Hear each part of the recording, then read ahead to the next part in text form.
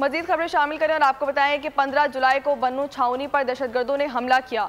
एक सिपाही ने जान कुर्बान करके हजारों अफराद को बचा लिया। अच्छा होता बानी पीटीआई दहशतगर्दी की मजम्मत करते, लेकिन उन्होंने सिर्फ अमन मार्च में फायरिंग की मजम्मत की। वजीर इत्तलात अता तारड़ की गुफ्तगू बोले, लगता है पुरअमन मार्च को सियासी कुव्वतों ने सियासत की नज़र किया। कौमी इदारों को बदनाम करने की कोशिश की गई, प्रोपेगेंडा किया जा रहा है, फेक न्यूज़ फैलाई जा रही हैं।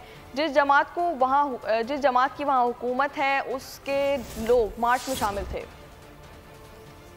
बन्नू कंटोनमेंट में दहशतगर्दों ने हमला किया और उसमें एक बहादुरी का एक किस्सा भी सामने आया, जिसमें सिपाही सुबहान ने अपने आप को ग्रेनेड के ऊपर फेंका और वो मौके पर शहीद हुए और उन्होंने हजारों लोगों को जो है वो शहादत से बचाया। सियासी कुव्वतों ने आज मुझे अफसोस हुआ कि जब बानी पीटीआई का हमने बयान देखा कि उन्होंने कहा जी वहां पे सीधी फायरिंग की गई है, तो क्या ही अच्छा होता कि वो दहशतगर्दी के वाक़े की मजम्मत करते।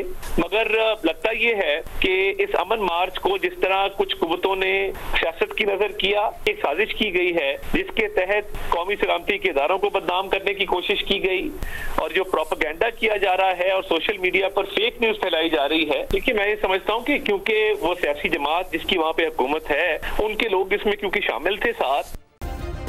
सब्सक्राइब करें और बेल दबाएं ताकि कोई खबर रह न जाए।